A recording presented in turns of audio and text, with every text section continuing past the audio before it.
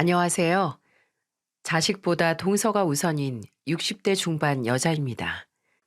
한 부모는 열 자식을 거느려도 열 자식은 한 부모를 못 모신다 라는 속담 아시나요? 부모가 늙고 병들면 아무리 자식이 많아도 한 부모를 모시지 못한다는 뜻인데요. 제가 최근에 모든 걸 잃고 자식마저 제 옆에 없을 때 뜻밖의 사람들이 잃어버렸던 제 삶을 다시 돌려주었는데요. 제게 넘치는 정을 베풀어줬던 분들을 소개하기 위해 사연을 적어보겠습니다. 저는 사연투브에 주로 등장하는 시부모님이 안 계십니다. 남편이 어린 나이에 부모님을 여의고 할머니, 할아버지 손에서 자랐기 때문이죠. 저는 어렸을 적부터 결혼 생활에 대해 상상하면 시부모님과 잘 지내는 모습도 그려보곤 했었는데요. 왜 며느리 사랑은 시아버지라고 시아버지에게 이쁨 받는 그런 거 있잖아요. 하지만 시부모님이 없었던 제게는 그저 꿈 같은 이야기였죠. 그리고 이런 상황의 남편은 제게 종종 우리 부모님이 계셨으면 당신을 분명 많이 예뻐해 주셨을 텐데 미안해 라고 말해주곤 했습니다. 하지만 저는 그때마다 난 서방님이 있어서 괜찮아. 우리 서방님 같은 분이 어딨어? 하고 남편의 동생을 떠올렸죠. 남편과 남편의 동생, 그러니까 서방님은 어린 나이에 부모님을 잃고 이 세상에는 둘밖에 없는 것처럼 서로 의지하며 지냈다고 했어요. 남편을 가만 보자면 꼭 요즘 젊은 친구들이 말하는 동생 바보 같다고나 할까요? 제게 서방님 칭찬하는 남편을 보고 있자면 꼭 팔불출 아빠가 본인 아들을 자랑하듯이 보이기도 했으니 말이죠. 서방님을 만나기 전까지는 이 사람이 혹시 동생에게 집착하는 건 아닌가 싶기도 했는데 실제로 만나본 서방님은 과연 남편이 자랑할 만하더군요. 산적 같아 보였던 남편과는 다르게 서방님은 사극에 나오는 도련님 외모에 키도 크고 또 말을 어찌나 예쁘게 하던지요. 그뿐이게요. 제게 말끝마다 형수님 형수님 하면서 한 살 차이밖에 안 나는 저를 극진하게 대우해 주는데 딱 제 동생 삼고 싶더라고요. 그리고 배려심은 또 얼마나 깊은지 서방님을 만날 때면 시부모님의 빈자리는 아예 느껴지지 않을 만큼 따뜻한 감정이 들었습니다. 그리고 간혹 셋이서 한잔하는 날이면 형수님, 우리 형이랑 결혼해줘서 고마워요.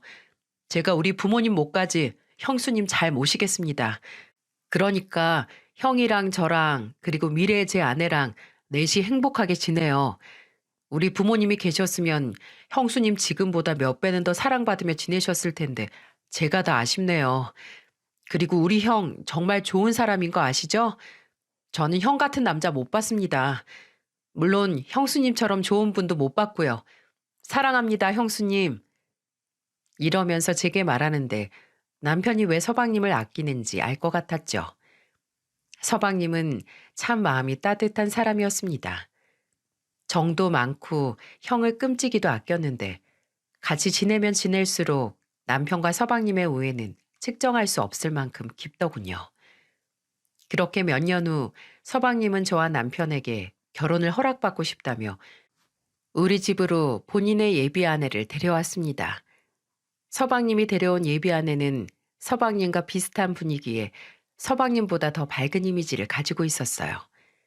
그리고 첫 이미지는 깍쟁이처럼 보였는데 알게 모르게 보이는 덜렁거림이 제게 꽤 귀엽게 보이더군요. 저보다 3살 어렸는데 하는 행동 보면 10살은 더 어려 보였을 정도니까요. 상냥하고 배려 깊어 챙겨주는 걸 잘하는 서방님과 주변 사람들을 기분 좋게 해주고 덜렁거리는 귀여운 면이 있는 서방님의 예비 아내는 누가 봐도 잘 어울렸고 저랑 남편은 단번에 결혼을 응원해줬습니다. 서방님의 예비 처가댁에서는 서방님이 부모님이 안 계신다는 이유로 조금 망설이셨는데 상견례 자리에서 저와 남편이 서방님의 예비 아내를 살뜰히 챙겨주는 걸 보시더니 이내 마음을 바꾸셨어요. 그렇게 서방님의 예비 아내는 제게 동서가 되었답니다. 동서는 처음 봤던 모습 그대로 한결같이 밝은 사람이었는데 우리 집 분위기를 담당했죠.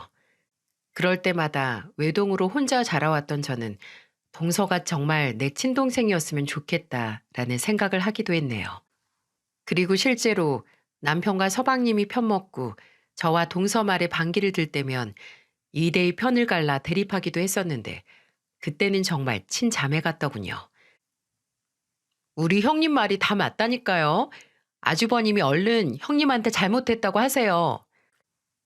그래, 그래. 내 동생 잘한다. 이봐, 당신은 나한테 안 된다니까. 어? 지금 언니라고 편드는 거야? 우리 민용이 어디 갔어? 영원한 내 편 민용이 어디 갔냐고. 누가 우리 형한테 뭐라고 하는 거야? 누구야? 하면서 말이죠. 서방님네는 신혼집도 우리 집 근처로 잡았는데 그 덕에 우리 넷은 수시로 모일 수 있었습니다. 그리고 항상 웃으며 사니 복이 왔는지 당시 남편은 친구의 권유로 시작했던 고깃집이 점점 동네 사람들의 입소문을 타기 시작했고 갑자기 손님들이 많아졌습니다. 하필 그때가 제 아들들이 5살, 2살이었을 때인데 한창 손이 많이 갈 때였는데 남편은 고기와 함께 술을 팔다 보니 늘 늦은 저녁에 출근해 다음날 새벽이 돼서야 집에 들어오곤 했습니다. 저녁에 남편 없이 사내아이 2명을 보려니 저는 정말 하루하루가 지치더군요. 그래서 남편과의 다툼도 잦아질 때였는데 그때마다 동서가 형님, 저 기다리고 있었죠? 라며 양손 가득 맛있는 걸 사들고 제 집으로 와 아이들을 같이 봐주는 바람에 육아도 나름 수월하게 할 수 있었네요. 그 당시 동서는 제게 없어서는 안 될 사람이었습니다. 이렇게 우리 넷은 든든하게 지원군이 되어주실 시부모님은 계시지 않았지만 남편과 저 그리고 서방님과 동서는 넷이 똘똘 뭉쳤고 어느 대가족 부럽지 않게 화목하게 지내고 있었어요. 바쁘고 또 재밌게 지내다 보니 시간은 참 빨리도 갔는데 우리 4명에게는 그새 10년이란 시간이 흘렀습니다. 제 아이들은 첫째가 벌써 중학교 3학년이 되었고 둘째는 초등학교 6학년이 되었죠. 당시 제 아들들은 사춘기가 왔었는데 2명이 동시에 오니 집안은 살얼음판이 따로 없더군요. 그리고 동선에도 결혼하고 바로 아이를 낳았었는데 그 해에 첫째 아들이 10살, 둘째 딸이 7살이 되었죠. 매일같이 모이던 우리 넷이었는데 서로 애들 키우기 바쁘다 보니 점점 만남이 뜸해지고 있었죠. 그런데 그때 동서에게 다급한 전화가 왔습니다. 형님, 저 정말 진짜 말이 안 나오네요. 왜 그래? 무슨 일인데? 글쎄, 애들 아빠가 친구 빚 보증을 섰대요. 저한테 말 한마디 없이요. 이게 말이 된다고 생각하세요? 뭐? 아니, 서방님이 진짜 말도 없이 그런 큰일을 벌이셨다고? 그러니까요. 저희 이제 어떻게 해요? 무려 2억이래요, 2억. 지금 애들 아빠 연락도 안 돼요. 세상에, 2억이라니. 동선 어떻게 안 건데? 애들 아빠가 혼자 어떻게 해보려고 했는데 도저히 안 되겠다 싶었는지 조금 전에 전화로 다 털어놓더라고요. 이게 전화로 할 말인가요? 근데 있잖아요. 저 너무 화나고 황당해서 한마디도 못한 거 있죠. 세상에 어떻게 저한테는 한마디 상의 없이 일을 이렇게까지 만들어 놓을 수가 있냐고요. 우리 이제 어떻게 해요, 형님? 우선 기다려보자. 서방님이랑 우선 연락이 돼야 뭐라도 해보지. 저 이 사람 정말 가만 안 둘 거예요. 제 뒤에서 겁도 없이 보증을 턱턱 선 이런 사람이랑 살 떨려서 어떻게 같이 사냐고요. 마른 하늘의 날벼락이라고 정말 청천벽력 같은 소리였습니다. 서방님이 동서 몰래 뭘 할 만한 사람이 아닌데 빚 보증이라뇨. 그것도 2억이나 되는 큰 액수를. 겁도 없이 동서 모르게 보증을 섰다는 것이 믿기지 않았습니다. 저는 당장 남편이 하는 고깃집으로 달려가서 모든 사실을 말했습니다. 그리고 서방님이랑 연락 안 된다며 이야기했더니 남편의 얼굴이 사색이 되었죠. 빚 보증은 가족 간에도 안 서주는 거라 했는데 똑똑한 서방님이 대체 누구에게 빚 보증을 서줬는지 궁금하더군요. 그때 남편은 나지막이 설마 상준이? 이러더니 갑자기 밖으로 나가선 어디론가 전화를 걸더라고요. 가게 유리창 밖으로 보이는 남편의 얼굴은 아주 빨갛게 열이 올라 있더군요. 남편은 전화가 끝나고 씩씩거리며 들어왔는데 남편이 제게 한 말은 충격적이었어요. 상준이라고 서방님 고향 친구가 있는데 사업한다며 잠적했다가 1, 2년 전부터 고향 사람들에게 연락을 해왔다고 했습니다. 그리고 밥 먹자, 술 먹자 이러면서 잦은 만남을 요구하고 상대가 긴장을 풀었다 하면 괜찮은 사업이 있다며 투자해보는 게 어떻겠냐며 이 사람 저 사람 쑤시고 다녔다고 하네요. 서방님 친구여서 제 남편과도 어렸을 적 몇 번 본 적이 있었고요.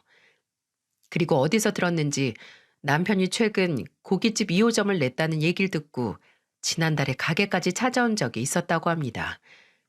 매상을 올려주겠다며 본인 지인들을 데려와서 몇 번 먹더니 역시나 구상 중이던 사업이 있는데 진행하는 과정에서 문제가 좀 생겼다면서 보증을 좀 서달라고 했다는 겁니다. 그 말을 들은 남편은 혹시나 하는 마음에 내 동생이랑도 요즘 연락하냐? 라고 물었는데 민용이는 제 연락을 받지도 않던걸요. 요즘 많이 바쁘나요? 라고 되묻길래 별일 없나 싶어서 더 말 안 했다고 하네요. 그런데 조금 전에 고향 친구에게 전화를 해봤더니 매번 돈 없어서 여기저기 궁상 맞게 다니던 상준이라는 사람이 갑자기 해외로 갔다는 겁니다. 게다가 해외로 가기 전에 갑자기 씀씀이도 커졌다네요. 그러면서 한다는 말이 내 사업을 알아봐주는 사람이 생겼고 그 사람이 자신의 빚을 다 갚아주기로 했다네요. 그러면서 자기는 이제 다시 날개를 달았으니 해외에 나가서 못다 이룬 사업을 계속하겠다면서요. 참, 집안 하나는 쑥대밭으로 만들어 놓고 본인은 날개를 달았다는 표현이 가당하기나 한가요? 이게 무슨 정신 나간 소리인지 저는 제 귀를 의심했습니다. 그리고 남편은 그날 직원들에게 가게를 맡긴 뒤 서방님을 찾아 온 동네를 휘젓고 다녔죠. 저는 아이들이 학원에 있을 시간이라 동서를 달래기 위해 동선의 집으로 갔고요.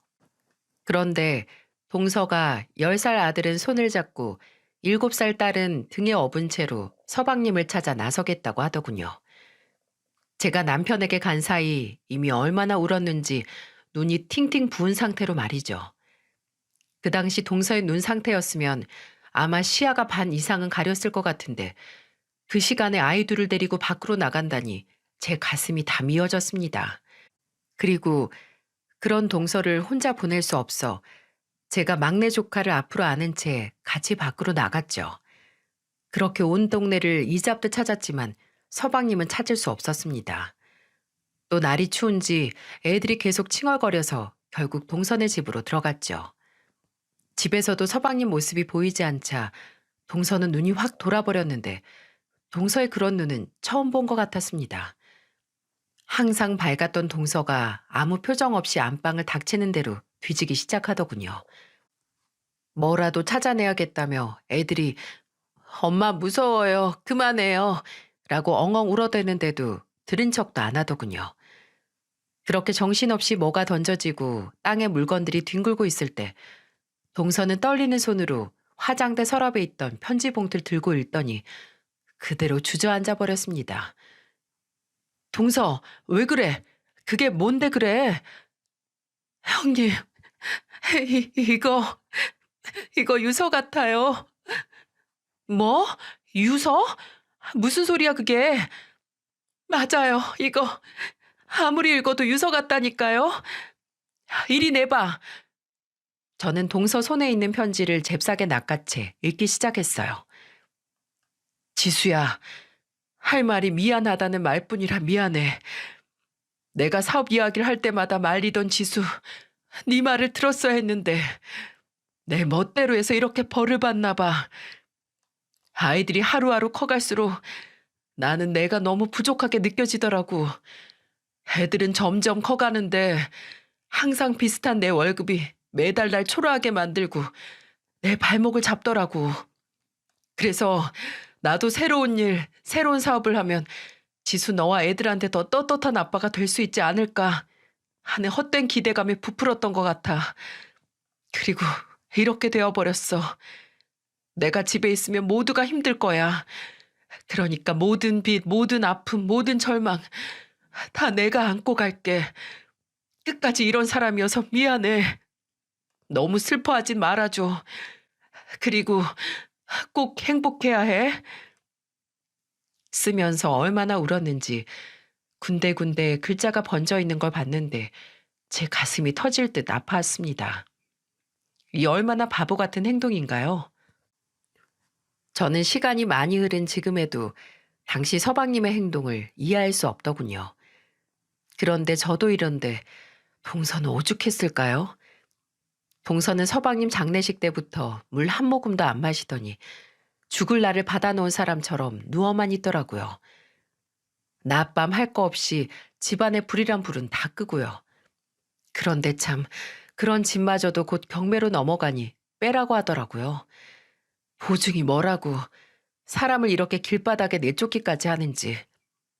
동서의 우울증은 날이 갈수록 심해졌는데 하루는 제가 집에 있는지도 몰랐는지 갑자기 창밖으로 뛰어내리려고까지 했습니다. 그때 저는 참다 참다 이대로는 도저히 안 되겠다 싶어서 동서에게 화를 내버렸죠. 동서, 정신 좀 차려. 지금 저기 저 작은 방에서 자는 동서 애들은 생각도 안 해? 어? 제발 정신 차리라고. 동서 힘든 거 모르는 사람 없어. 오죽하면 저 어린애들도 티 하나 안 내고 저렇게 방 안에만 숨어 있겠어? 동서, 내가 도와줄게. 어? 내가 동서 언니잖아. 나만 믿어. 나 믿고 한 번만 더 힘내보자 우리. 어? 형님, 고마워요. 민용 씨 연락만 되면 가만 안 두려고 했는데 이렇게 막상 사라져버리니까 정말 미칠 것 같아요. 혼자 애들 키울 생각하니 눈앞이 캄캄하고 겁부터 나고 저 엄마 자격 없는 거죠? 아니야, 무슨 소리야. 지금 이렇게 버티고 있는 것만으로도 얼마나 용한 건데. 안 되겠다. 우리 집으로 와. 같이 살자. 내가 애들 아빠한테도 잘 얘기해 볼게. 당장 짐 챙겨. 그리고 내일 우리 집으로 와. 어차피 이 집도 이제 남의 집인데 여기서 이러지 말고. 알겠지?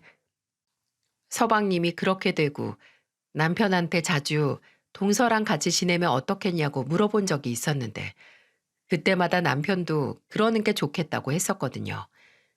저는 그 길로 남편한테 오늘 있었던 일을 얘기하고 내일 당장이라도 같이 살자고 했죠. 그리고 남편은 첫째와 둘째 아들한테 말하고 다음날 동서네를 데리러 갔습니다. 그렇게 동서와 동서 아이들은 우리랑 같이 지내게 되었어요. 당시 저희 집은 방이 3개 있었는데 방 하나는 안방으로 저와 남편이 쓰고 나머지 2방은 큰아들, 작은아들이 각각 쓰고 있었죠. 그런데 동서네가 들어오니 안방은 제가, 그리고 한 방은 남자아이들 3명, 또 다른 방은 동서와 동서 딸이 쓰게 되었어요. 그 당시에 저희 집은 이제 막 자리를 잡아가던 찰나였는데 7 식구가 넉넉히 살 만큼 여유가 있던 집안 형편은 아니었습니다. 내심 동서네를 부른 것이 혹시나 동서네를 눈치 보게 만드는 건 아닐까라는 생각도 들었네요. 그래서 하루는 동서에게 물어봤어요.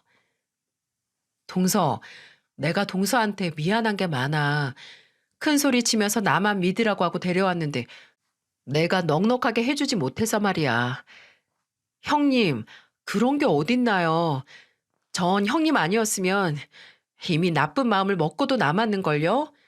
형님 덕분에 저나 애들이 이렇게 살고 있는 거라고요. 그렇게 생각해주면 나야 고맙지. 그리고 무엇보다 동서 애들이 불편하지 않아야 할 텐데 말이야. 우리 애들이 질투하는지 제법 못 살게 구는 때가 있는 것 같더라고. 그거야 당연히 그럴 수 있죠. 형님, 제 애들은 제가 잘 타이를 테니 걱정하지 마세요. 그래. 아, 그리고 이거 받아. 저는 하얀색 봉투를 동서에게 내밀었습니다. 형님, 이게 뭐예요? 내가 그동안 애들 아빠네 가게에서 일하면서 한 푼, 두 푼 조금씩 모은 거야. 나는 뭐 큰 돈 나갈 데도 없는데 동선에는 필요할 것 같아서 말이야. 얼마 안 돼. 그러니 부담 갖지 말고 비상금으로 잘 가지고 있다가 애들한테 혹시 큰 돈 나갈 일 있으면 그때 이 돈으로 써. 형님, 감사해요. 마음 같아서는 못 받겠다고 하고 싶은데 제가 사실 지금 그럴 형편이 안 돼서요. 그런데 이 돈 제가 나중에 꼭 갚을 거예요. 우리 애들한테도 다 말해서 나중에 큰엄마한테 꼭 갚으라고 할게요. 에이, 괜히 애들 부담 주지 말고. 그래도 뭐 꼭 갚는다면 말리진 않을게. 그러니까 나 믿고 힘내서 살아보자, 동서. 그럴 수 있지? 네, 네, 형님. 정말 정말 감사해요. 제 손을 꼭 잡으며 눈물을 흘리는 동서를 보자니 서방님이 문득 떠오르더군요. 그리고 그날 이후 동서도 저와 같이 꾸준히 남편 고깃집에 가서 일을 도왔죠. 그리고 셋이 모이면 못할 게 없다며 남편과 저, 그리고 동서, 셋이서 정말 밤낮으로 열심히 일했습니다. 그렇게 몇 년이 지나자 저희 노력이 보상이라도 받듯 그 사이 남편의 식당도 점점 인지도를 높여가 3호점, 4호점까지 생겼습니다. 갑자기 매장이 늘고 수입이 많아지니까 남편이 제일 좋아하더군요. 그도 그럴 게 남편은 할아버지와 할머니 그리고 서방님과 넷이 살면서 형편이 좋았던 적이 한 번도 없었다고 했거든요. 그리고 남편은 고깃집을 운영하면서 매번 남들이 퇴근할 시간에 출근하고 새벽까지 다음날 팔 고기를 재우고 그러느라 솔직히 사람답게 살지 못했었거든요. 그리고 주말도 포기한 채 지내고 있었는데 이렇게 장사가 잘 되니 남편의 수고가 보상받는 것 같아 저도 기분이 좋더군요. 그리고 안 그래도 없는 돈을 쓰기만 하다가 큰 돈을 모아보니 쓰는 것보다 모으는 재미가 더 쏠쏠하다는 것도 알았고요. 그래서 남편이 퇴근하고 왔을 때 저는 남편과 이런 대화를 한 적도 있었어요. 여보, 여보는 돈 많이 모으면 뭐 할 거야? 글쎄, 많이 써봐야지. 뭐? 에이, 그거 아까워서 어떻겠어. 우리 잘 모아서 전원주택 짓고 살자. 어때? 전원주택? 서울 고급 아파트가 아니라? 에이, 이렇게 시끌시끌한 데는 싫어. 텃밭 있는 그런 전원주택에서 살고 싶어. 그래, 그러자. 그동안 부모님도 없이 어렸을 때부터 가난하게만 지내왔는데 이렇게 돈을 벌어보니 다시는 그때 그 삶으로 돌아가기 싫더라고. 돈 많이 모아서 우리 애들만은 그런 고생 안 하게끔 잘해보자고. 그날 남편과 이런 얘기를 하니까 정말 부자가 된 듯 설레더라고요.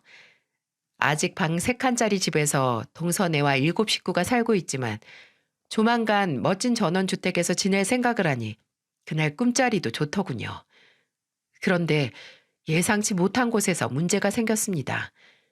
집에 여유가 생기기 시작하니 우리 애들이 변하기 시작하더라고요. 제 아들 병준이와 병민이는 동서네가 들어왔을 때부터 본인들 방을 빼앗긴 것에 대해 화가 많이 나 있었어요. 게다가 동서네가 들어오고 초반에는 없는 살림에 저와 남편이 동서 애들을 챙기는 게 영 불만이었던 것 같았어요. 그리고 원래도 고집이 세서 여태 원하는 건 다 하고야 말았던 애들인데 동생들이 들어오고 나서 포기하는 게 많아지니 점점 예민해졌고요. 처음에는 그럴 수도 있겠다 싶었는데 독불장군처럼 애들을 휘두르려고 드는 것이 제 눈에 다 들어왔습니다. 그리고 그뿐이게요. 공부는 포기했는지 매번 저와 남편을 들들볶으며 나가 놀게 용돈만 달라는 겁니다. 집에는 사람이 많아서 답답하다며 말이죠. 그리고 집에 돈이 있다는 걸 아니 액수도 커지더군요. 아, 엄마, 5만 원만 달라니까요. 뭐? 달라니까요? 야, 유병준, 나한테 돈 맡겨놨니? 그리고 너 어제도 5만 원 가져갔잖아. 학생이 무슨 돈이 그렇게 필요해? 아, 문제집 사려고 그러죠. 엄마는 아들이 공부한다고 해도 화내는 거예요? 공부는 무슨 공부? 네가 언제 공부한다고 그런 핑계를 대는 건데? 이봐, 엄마는 내 말이라면 다 안 믿죠? 그럼 문제집 사고 사왔다는 영수증 가지고 와. 영수증이요? 저 이제 의심까지 하시게요? 조용히 안 해? 너 대체 돈을 어디다 쓰는 건데? 너 엄마 지갑에서도 몰래 몇만 원씩 가져가는 거 내가 모를 줄 알아? 왜 이렇게 철이 안 드니? 진짜. 엄마, 석준이랑 아영이한테는 문제집이니 뭐니 다 사주시면서 왜 저한테만 이러세요? 비교할 걸 비교해라. 석준이랑 아영이는 영수증도 탁탁 가져오는데 넌 안 그러잖아. 제 말에 화가 난 듯 첫째 아들은 뒤도 안 돌아보고 집을 나가더군요. 그날은 제가 도저히 참을 수가 없어서 첫째 아들 뒤를 밟았는데 글쎄 남편 가게로 가더라고요. 그리고 멀리서 지켜봤는데 남편은 씩씩거리는 첫째 아들에게 5만 원권 여러 장을 쥐어주더라고요. 첫째 아들은 그 돈을 받자마자 휑하니 다시 제 갈 길을 갔는데 그 모습을 본 저는 화가 나서 남편에게 곧장 달려갔습니다. 그리고 가게로 들어가는 남편의 팔을 확 잡아 끌었죠. 여보, 지금 뭐 하는 거야? 아, 여보, 여긴 언제 왔어? 아니, 병준이 학생인데 돈을 그렇게 아무 생각 없이 턱턱 주면 어떡해? 생각은 무슨 생각? 내가 여유 있음 주고 그러는 거지. 아, 당신은 왜 내가 애들 용돈 주는 거 가지고 뭐라 하는 거야? 애들 경제관념이 제로니까 그러지. 병준이 나한테 툭 하면 5만 원씩 달라고 성한데 대체 학생이 매일매일 5만 원이 뭐가 필요해? 남자애들이 친구 따라 노래방도 가고 PC방도 가고 그러면 그렇게 쓸 수도 있는 거지. 당신은 왜 이렇게 애들한테 꽉 막혀 있는 거야? 돈이야 내가 벌면 그만이지. 아니지. 돈은 있을 때도 있고 없을 때도 있는데 그렇게 함부로 쓰고 애들 씀씀이도 저렇게 키워놓으면 당신 감당할 수 있겠어? 어. 그러니까 잔소리 그만하고 좀 가. 참, 사람이 돈 좀 번다고 이렇게 갑자기 바뀌어도 되는 건가요? 남편도 그새 씀씀이가 커져 차도 바꾸고 돈을 헤프게 썼거든요. 그리고 솔직히 이런 말 하긴 그렇지만 서방님이 돈 때문에 그렇게 되셨으면 돈의 무서움도 알 텐데 어쩜 저렇게 막 쓸 수가 있는지 어이가 없더군요. 그렇게 남편과 두 아들의 씀씀이는 하루가 다르게 커져가고 첫째 아들이 25살, 둘째 아들이 22살이 되었죠. 그리고 동서 첫째 아들 석준이가 20살이 되었고 동선에는 따로 집을 구해 나가 살았습니다. 그간 동서도 고깃집에서 일하며 돈을 많이 모았고 저희가 전셋집 구할 때 보태라며 어느 정도 지원해준 돈을 합쳐 이사하게 됐어요. 같이 살 때는 매일 봤던 얼굴이었는데 따로 지내게 되니 한 달에 한 번 보는 것도 힘들더군요. 그리고 동서는 그때 남편이 다른 지역에 열었던 5호점을 맡아서 하던 때라 만나는 게 더욱더 힘들었고요. 그래도 동선의 애들 석준이 아영이랑은 종종 연락하고 지냈는데 석준이는 서울에서 알아주는 대학교에 들어갔다고 하더군요. 그 좁은 집에서 제 형들 눈치 맞춰가며 공부하던 애였는데 좋은 대학까지 들어가니 제가 다 뿌듯했습니다. 하늘에 계신 서방님이 얼마나 좋아할지 생각하니 괜히 눈물이 다 나더군요. 일찍 아버지를 잃고 어려운 환경에서도 포기하지 않고 무던히 노력해준 석준이가 대견스럽기도 했고요. 반면에 우리 애들은 부모도 있고 형편도 괜찮았는데 어쩜 저렇게 아나무인으로 자랐는지 이해가 안 되었어요. 일찌감치 대학교는 포기한 애들처럼 공부는 손도 안 대고 오히려 공부하겠다는 석준이와 아영이를 괴롭히기만 하고요. 그리고 어른이 돼서 남들 다 한다던 그 흔한 아르바이트 한 번 안 했습니다. 이유는 사업을 하겠다며 허송세월을 보냈기 때문이죠. 솔직히 남편이 없고 이놈들이 제 아들만 아니면 내 던져버리고 싶더군요. 그리고 그뿐이게요. 나이 먹고 집에만 있는 게 보기 싫어 연말 연초 성수기 때 아버지 가게 가서 일이라도 도와주라고 하면 뭐라고 하는 줄 아세요? 본인들은 남 밑에서 절대 일 못한다며 아버지 일도 돕지 않았습니다. 아버지가 어디 남인가요? 그리고 아버지가 공짜로 일을 시키는 것도 아닌데 어쩜 저런 말을 하는지 정말 통곡이 나올 상황 아닌가요? 제 배로 나왔지만 어떻게 저 지경이 됐는지 도무지 알 수가 없겠더군요. 그런데 며칠 뒤 저는 제 아이들이 왜 이렇게 자랐는지 알 수 있었습니다. 바로 제 남편이었죠. 남편은 아이들에게 돈을 함부로 주지 말라는 제 말을 당연하다는 듯 무시하고 그동안 애들이 달라고 했던 돈들을 전부 다 줘왔다고 하네요. 심지어 아르바이트 한 번 해본 적 없는 애들이 일하기가 싫어 사업 노래를 부르며 핑계대는 걸 진짜로 해보라면서 이제가 20살 된 애들한테 몇천만 원씩 턱턱 돈을 줬다네요. 몇십만 원 되는 제 용돈 하나 관리 못하는 애들한테 말입니다. 이걸 제가 어떻게 알았냐고요? 큰아들 방을 정리하던 찰나에 아들 책상에 아버지 이름으로 된 통장 하나가 있어서 열어봤더니 글쎄 거기에 1,000단위의 돈이 찍혀 있었던 겁니다. 그리고 그 밑으로는 자잘하게 현금이 출금된 내역이 있던데 아마 이것들이 돈 필요할 때마다 그냥 생각 없이 빼서 썼겠죠. 이게 말이 됩니까? 그간 저 모르게 애들 경제관념을 망쳐놓은 게 남편이라고 생각하니 어이가 없더라고요. 그래서 저는 남편에게 따져 물었죠. 여보, 그동안 애들한테 나 모르게 돈을 얼마나 해준 거야? 내가 무슨 돈을 해줘? 병준이한테 당신이 준 통장 봤어. 아, 그건 병준이가 사업한다고 해서. 정신 좀 차려.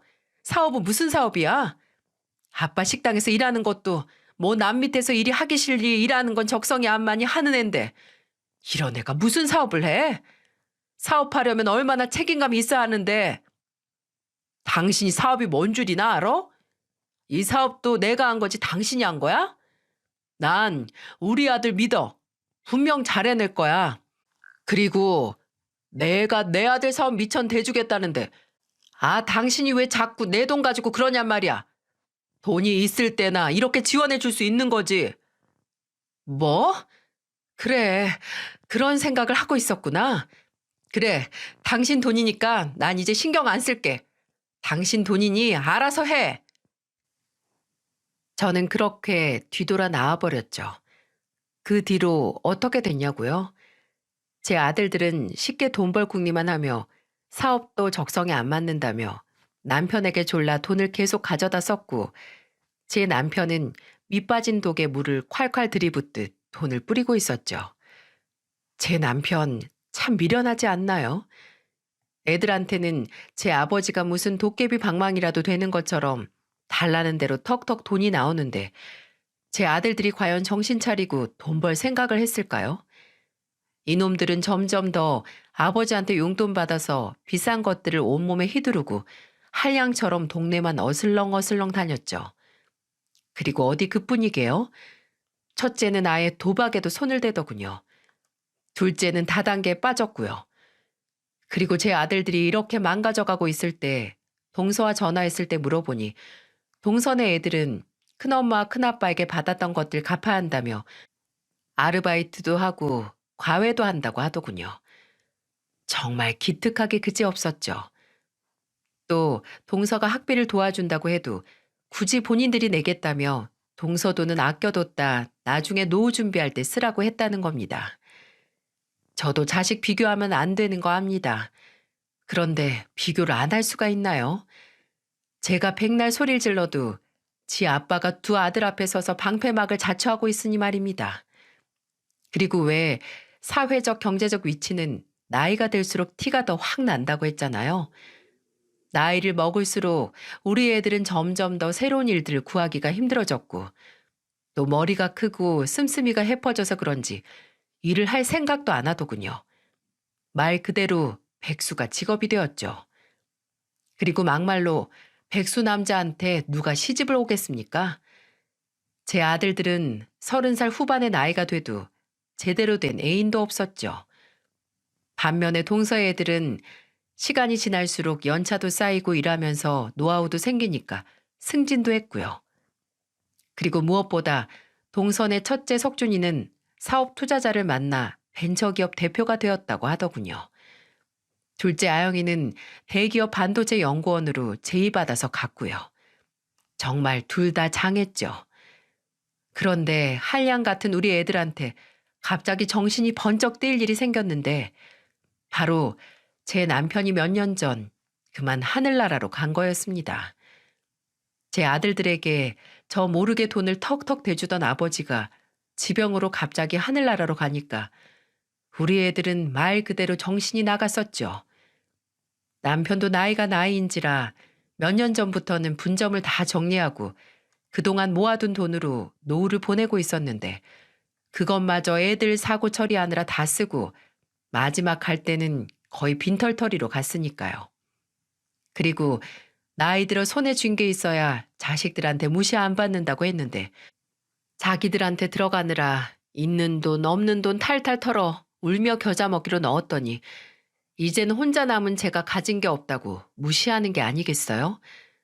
정말 서러워서 그때는 하늘에 있는 남편에게 당신이 원했던 게 이런 거였냐? 자식 참 잘 키웠다. 라면서 따져 묻고 싶더군요. 제가 정말 자식을 키운 건지 머리 검은 짐승을 키운 건지 감이 안 잡히더군요. 저와 남편이 한 채 갖고 있던 집마저 아들놈들 때문에 저당 잡히는 바람에 저는 마지막엔 오갈 데도 없더군요. 그리고 그런 제 처지가 얼마나 한심하던지 언젠가는 하루 종일 집에서 울기만 했던 적도 있습니다. 그러던 어느 날 동서가 제게 바람 쐬러 나가자고 하더군요. 남편을 잃고 제대로 바깥 구경 한 번 한 적 없었거든요. 동서가 활짝 웃으며 제안하자 저는 차마 거절할 수 없어 따라 나섰죠. 그때 동서의 아들과 딸도 동행했는데 번잡한 도시를 벗어나 한적한 곳까지 차를 타고 나갔어요. 그렇게 1시간에서 1시간 반쯤 달렸을까? 차는 서울 외곽의 한 전원주택 앞에서 멈추더군요. 앞에 큰 마당이 있는 주택이었는데 한쪽으로는 텃밭도 예쁘게 꾸며져 있었죠. 동서, 이 집 너무 예쁘다. 내가 이런 집에서 사는 게 꿈이었거든. 노년에 애들 아빠랑 이런 곳에서 살자고 했는데 왜 이렇게 빨리 갔는지 말이야. 그러게요. 형님이 제게도 이런 집에서 살고 싶다며 자주 말하곤 하셨잖아요. 형님, 이 집 마음에 들어요? 우리 구경해 볼래요? 어? 이게 누구 집인 줄 알고. 아니야, 됐어. 실은 우리 애들이 저 집 사준다고 보러 가자고 해서 온 거예요. 진짜? 세상에, 동서는 참 복도 많아. 우리 애들은 뒤에서 부모 돈 빼먹기 바쁜 놈들인데, 아휴, 난 그 놈들만 생각하면 머리가 다 아플 지경이야. 에휴, 그만. 우리 애들 얘긴 하지도 말고. 그럼 얼른 집 구경하러 가보자. 동서 애들도 지금 얼른 들어가기만 기다리고 있는 것 같은데. 좋아요, 형님. 얼른 들어가 봐요. 그렇게 저는 동서와 전원주택에 들어갔습니다. 2층으로 된 전원주택이었는데 햇볕이 얼마나 잘 드는지 한낮에는 불을 안 켜도 하나더라고요. 그리고 문득 남편과 나이 들면 이런 주택에 와서 살자고 했던 말이 떠오르더라고요. 그래서 저도 모르게 눈물이 흘렀죠. 그때 동서가 절 보며 이렇게 말하더군요. 형님, 왜 우리 예전에 7식구가 형님 내서 다 같이 북적이며 살았을 때요. 그때 생각나요? 그럼 참 그때는 말도 많고 탈도 많았지. 그리고 애들이 싸우긴 좀 싸웠어. 매일 그 다 큰 애들 싸움 말리느라 내가 다 늙었다니까. 그래도 집은 그렇게 북적이며 살아야 하는 것 같아. 애들 아빠 그렇게 되고 애들이랑도 이렇게 연락도 안 하고 지내니 내가 많이 외로운 것 같다. 그렇죠. 저도 그렇게 생각해요. 형님, 이 집 내부는 어때요? 아유, 좋지. 그런데 동서가 살 집이니 동서 마음에 드는 게 우선이지. 동서는 어떤데? 저야 형님 껌딱지인데 형님이 좋다는 건 다 좋죠. 뭐? 그래. 이 집 볕도 잘 들어오는 게 화난 동서한테 아주 딱이네. 딱이야. 좋아요. 그럼 저 이 집 할래요. 계약하러 가요. 제 말이 잔뜩 신이 나 보이는 동서는 제 팔을 잡아 끌더니 집을 계약하러 갔어요. 그런데 부동산에서 깜짝 놀랄 만한 일이 생긴 거 아니겠어요? 형님, 여기 형님 이름 쓰세요. 뭐? 아니, 동서 집인데 여기 내 이름을 왜 써? 아까 본 집 형님 집이에요. 뭐라고? 아니, 그 집이 왜 내 집이야? 형님, 글쎄 우리 애들이 형님한테 꼭 은혜를 갚고 싶다고 하는 거 아니겠어요? 왜 형님이 저 모르게 애들한테 대학교 학비도 주고 그러셨다면서요? 그렇지, 석준아, 아영아. 네, 맞아요, 큰엄마. 그때 형들 때문에 눈치 보여서 힘드셨을 텐데 저랑 아영이 끝까지 책임져 주셨잖아요. 그리고 도움 받을 때마다 제가 크게 갚는다고 한 거 잊지 않으셨죠? 오늘이 바로 그날이에요. 아서라, 내 너희 마음만 받으마. 너희가 돈 번지 얼마나 됐다고 이 큰 걸. 나는 정말 괜찮아. 너희 그 예쁜 마음, 내 그것만 받으마. 나는 너희가 이렇게 생각해 준 것만으로도 너무 고마워. 눈물이 다 흐르는 걸. 세상에 이런 일이 내가 내 배 아파 낳은 내 자식들보다 너희가 날 더 생각해 주는구나. 이렇게 고마울 때가 있나. 에이, 저 큰엄마 덕에 이렇게 대학교도 나오고 또 제가 전공 살려서 지금 한 회사의 대표잖아요. 그래도 이 집은 내게 너무 형님, 그러지 말고 받아주세요. 애들이 이렇게 원하는 걸요. 이제 형님께 제대로 빚 갚을 수 있어서 저랑 애들은 얼마나 기분이 좋은 줄 알아요? 그리고 너무 늦어서 미안해요. 이자까지 받는다 생각하시고 받아주세요. 동서, 고마워. 아휴, 내가 한 게 뭐가 있다고. 그런데 그래도 이건 아니야. 이 집 동서 이름으로 하자. 그리고 동서가 나랑 같이 살자. 우리 예전처럼 둘이 지내며 놀러도 다니고 맛있는 것도 해먹고 말이야. 이제 둘 다 나이 먹어서 만날 사람도 없고 심심한데 우리 둘이 평생 놀자고. 동서 생각은 어때? 그렇게 해주면 내가 이 집 들어가서 살고 그게 아니면 나도 필요 없어. 형님도 참. 아유, 그럼 그래요. 그게 정 형님 뜻이면 그렇게 해요. 저랑 여기서 둘이 살아요. 여러분, 이렇게 착한 사람들이 어디에 또 있을까요? 친자식들도 나 몰라라 하는 저를 동서와 조카들이 챙겨주다뇨. 저는 정말 복받은 사람이 틀림없습니다. 노년에 머리 하나 편히 누울 곳이 없어 곧 쫓겨날 팔자였는데 이런 위기의 순간에 제게 집을 사주겠다는 사람이 나타날 줄이라고 상상이나 했겠습니까? 저는 당장 짐을 챙겨 동서와 함께 제가 꿈꾸던 전원주택으로 들어갔죠. 그리고 동서와 철마다 텃밭을 가꾸며 지내고 있었는데 어느 날 거지꼴을 한 제 두 아들이 나타난 게 아니겠어요? 그 모습을 보자니 한숨밖에 안 나오더군요. 이 늙은 애미 길바닥에 내쫓을 뻔 해놓고 무슨 염치로 무슨 주제로 나타나냐고 하니 그제야 뭐라고 하는 줄 아세요? 자신들을 이렇게 만든 건 다 자기들 아빠라고 하더군요. 아버지가 자기들을 그렇게 만들었다며 아직도 철딱서니 없는 소리를 하더라니까요. 거짓골을 하고 나타나서 한다는 말이 돌아가신 아버지 원망이라니. 제가 자식 농사를 잘못 지어도 한참을 잘못 지은 거죠. 순간 남편이 얼마나 불쌍하던지 그 말에 눈이 돌아버린 저는 들고 있던 밭갈이 삽으로 그놈들의 등짝을 실컷 때려줬죠. 그랬더니 울면서 배고프다고 밥 좀 달라는데 정말 동서보기 창피해서 어디로든 도망가고 싶더라고요. 살아생전 제 손으로 돈 한 번 벌어본 적 없는 놈들이 사람 구실 어떻게 할지 고민하던 찰나에 제 머리로 기막힌 생각이 하나 지나가더군요. 바로 석준이 회사였죠. 석준이에게는 미안하지만 저는 바로 석준이에게 전화를 걸었고 쓰레기장 청소든 화장실 청소든 막노동이든 정말 제일 힘든 일을 시키고 괜찮다면 최저시급 정도만 챙겨주라고 했습니다. 제 손으로 돈 버는 게 얼마나 힘든지 알아야 정신을 차릴 테니 말이죠. 아들들이 과연 일을 했는지 궁금하시죠? 예, 당장 자기들 목구멍이 포도청이니 일을 하긴 하더군요. 초반 며칠은 본인들한테 일 시키는 석준이가 보기 싫었는지 툴툴대더니 일하기 싫으면 나가라고 고래고래 소리를 지르는 석준이한테 찍소리도 못했다죠. 이제야 본인들의 위치를 잘 알았나 봅니다. 그리고 석준이도 형들을 사람답게 만들고 싶었는지 아주 호되게 일을 시키더군요. 나중에 석준이 말 들어보니 처음이라 실수는 잦았지만 지금은 곧잘 한다고 하더라고요. 그리고 첫 월급을 타서 제게 내복을 사오는데 저도 또 엄마라고 그걸 보고 자기 전에 혼자 펑펑 울었답니다.